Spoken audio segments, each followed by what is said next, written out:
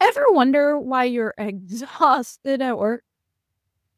Why your team keeps coming to you over and over with the exact same questions? You can't help but ask yourself something. Why can't I develop stronger employees? Well, I have an uncomfortable truth for you. You're letting your advice monster sabotage your leadership. Hi, I'm Emily Haverkamp. I am a coach and the founder of Winning 9 to 5, where I try to help make career professionals thrive at work.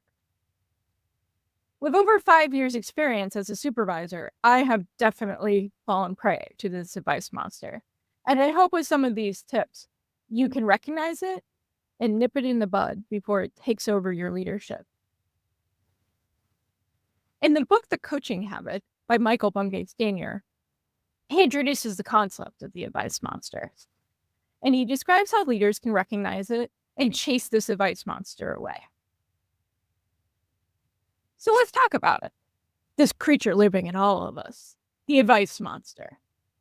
You know, the one that makes you jump in with solutions before people even finish saying what they came in to say.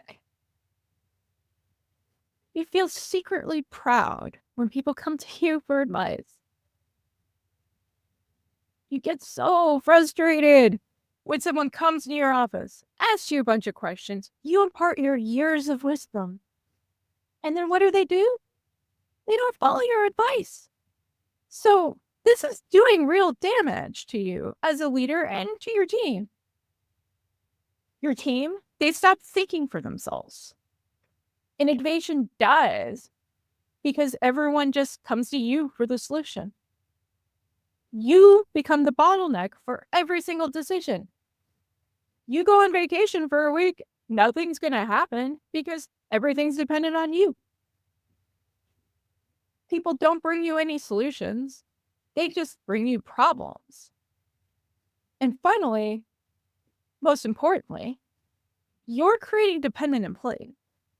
And what this means is you failed as a leader.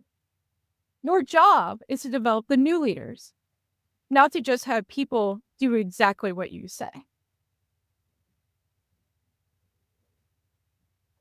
So there's got to be a better way, right? How do we tame this advice monster? Well, spoiler alert, from the title of The Coaching Habit, that indeed comes from coaching. The coaching habit shows us how to tame this advice monster. The secret? You replace advice giving with something very important: curiosity. You ask questions that make people think.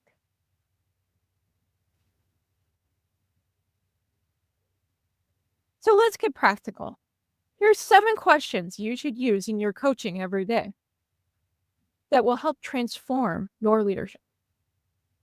First, what's on your mind? This is simple but powerful. It opens the conversation and lets them lead. And what else? They consider this to be the best question ever. It allows people to just say whatever else is on their mind. Just when you think you've got it all, ask this. And what else? You'll be surprised at where it leads you. What's the real challenge here? This cuts through the noise and gets to the actual problem. What do you want? Surprisingly, a lot of people never actually articulate it, so it's important to ask. How can I help? Now you can find out what the person actually wants from you. If you're saying yes to this, what are you saying no to? This really helps promote strategic thinking because a lot of times we don't think about what happens if we don't take that other road. And it's important to, in weighing a decision, to think about what we're giving up by doing something else. And finally, ask people at the end, what was most useful here? As this cements the learning and it helps end things on a strong note. How do you break this advice habit?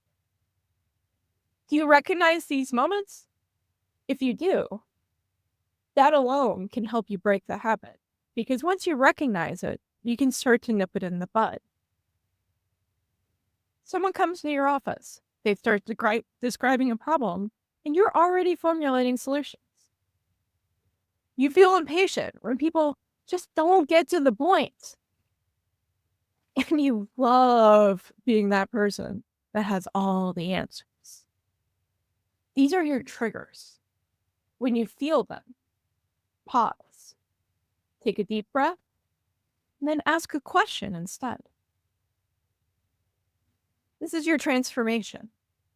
When you switch from advice to questions, it can really change your team. People can solve their own problems. Solutions become better because they're coming from the front lines, not just from you. Your team grows stronger. You get your time back.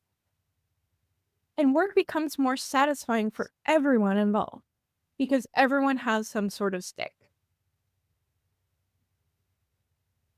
So your advice monster, it grew strong over the years because you've been feeding it. Now you need to starve it. This week, catch yourself giving advice. Ask one of these questions instead. Then come back and tell me what happened. Hit subscribe if you want more ways to level up your leadership, and comment below. What's your advice monster's favorite disguise?